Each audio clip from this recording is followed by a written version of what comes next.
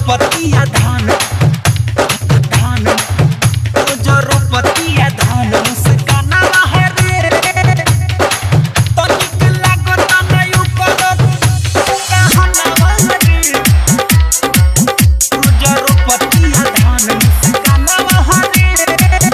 Presented by Lovely Films Production. रोज रोपतिया धान मुस्काना है रे। आप सुन रहे हैं अमित पटेल की आवाज में। हर चैत में कैला सकटनी रे तब नहीं ओकरा के डटनी रे ए यार हरे लागता कि जेठ बैसाख में इज्जत मिलाई मोर राख में इहे सोच के मोर बेचैन बाटे मानवा रे। अरे ये व्यास काहे मुंह लटका के बैठे हैं। हर का बताई तनिक लागता नहीं ओकर रहनवा रे रोज रोपतिया धान मुस्कानवा रे निक लागता नहीं ओकर रहनवा रे रोज रोपतिया धान मुस्कानवा रे रोज रोपतिया धान मुस्कानवा रे तनिक लागता नहीं ओकर DJ विकास रीगा सीतामढ़ी। रोज रोपतिया धान मुस्कानवा रे रोज रोपतिया धान मुस्कानवा रे। Presented by Lovely Films Production.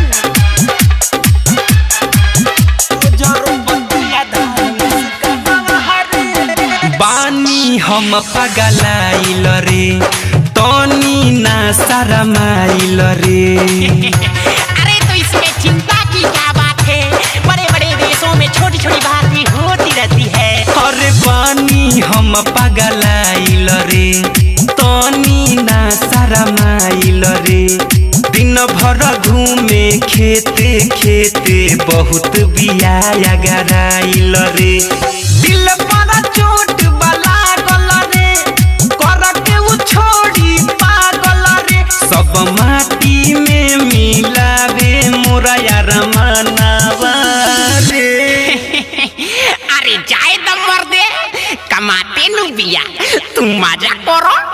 भग सालते नहीं तनिक लागता नहीं ओकर रहनवा रे रोज रोपतिया धान मुस्कानवा रे निक लागता नहीं ओकर रहनवा रे रोज रोपतिया धान मुस्कानवा रे रहनवा रे रोज रोपतिया धान मुस्कानवा रे। Presented by Lovely Films Production.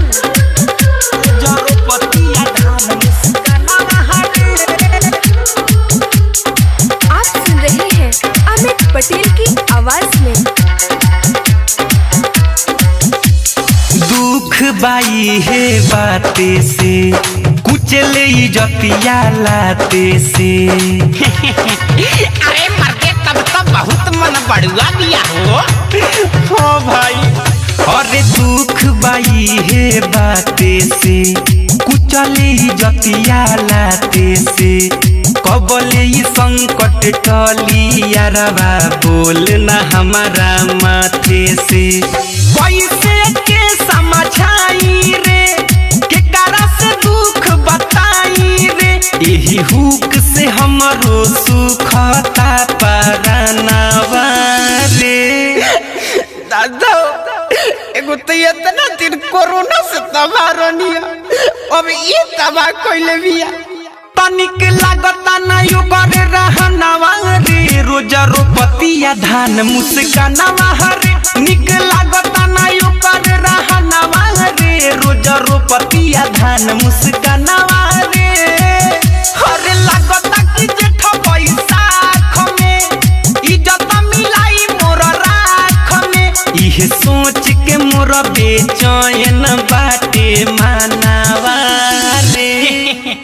अरे ये व्यास काहे मुंह लटका के बैठे हैं। हर का बताई तनिक लागता नहीं ओकर रहनवा रे रोज रोपतिया रोपतिया धान मुस्कानावा रे निक लागता ना ओकर रहनावा रे रोज रोपतिया धान मुस्कानावा